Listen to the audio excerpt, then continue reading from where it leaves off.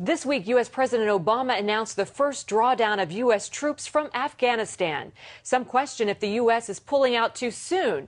Among them are religious rights groups who say Afghanistan still has a long way to go in guaranteeing religious freedom.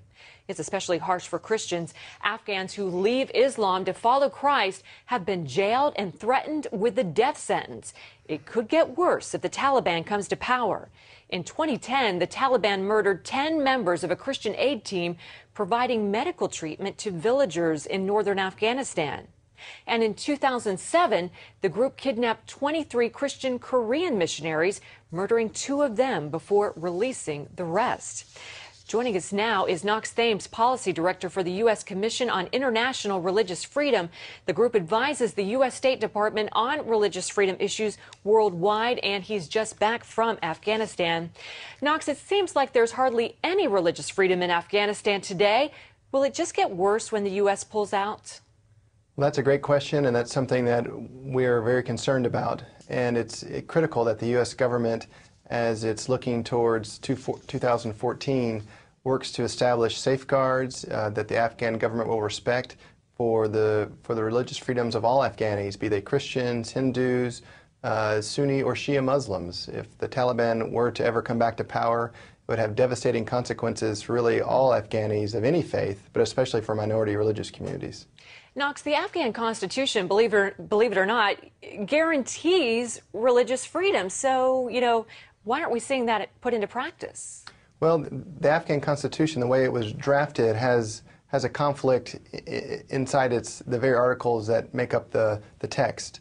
While it does have language that commits the Afghan government to respect the UN Universal Declaration of Human Rights, it also has provisions that say nothing can go against Sharia law. And the problem facing Afghanistan now is, what is Sharia law? Is it the version that the Taliban forced onto the populace, or is it a more moderate, progressive version that we see in other countries around the world? Well, last time I checked, Sharia law and freedom of religion don't mix at all. Well, we've certainly seen examples where very regressive interpretations have led to severe religious freedom abuses for Christians and other minorities, but also even for Muslims, that it prevents Muslims to debate their own faith and have an open discussion about how to interpret the tenets of their faith. What should the U.S. government be doing to encourage religious freedom in Afghanistan? Well, it needs to put this on top of the agenda as we're looking to transition authority and responsibility to the Afghanis. We need to make sure that they understand the importance of religious freedom, the importance of creating space in their society for peaceful religious dialogue, that they understand the importance of tolerance, that just because you're of a different faith, a different ethnicity, that doesn't mean you're of less value, and that you have just as many rights as any other Afghan citizen. So we need to be putting this on top of the agenda and raising it at the highest levels in Kabul. And Knox, what's the big picture here? Why is religious freedom so crucial to democracy?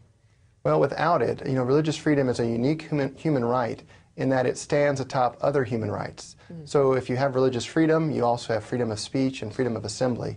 And we've seen where there isn't religious freedom, those rights are also not respected, and women's rights are also abused.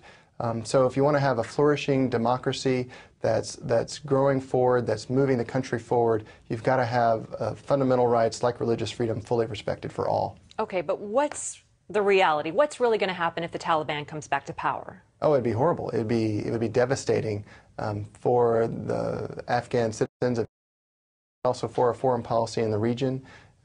As we know, the Taliban allowed terrorist attacks to be launched from their soil, and if they were to come back into power, we would have to assume that they would rebuild those liaisons and again try to establish those goals.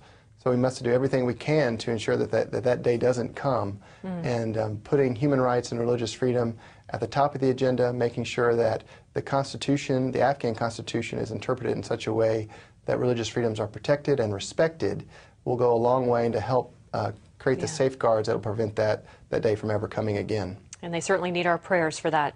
Well, Knox Thames, we thank you so much for joining us. Thank you.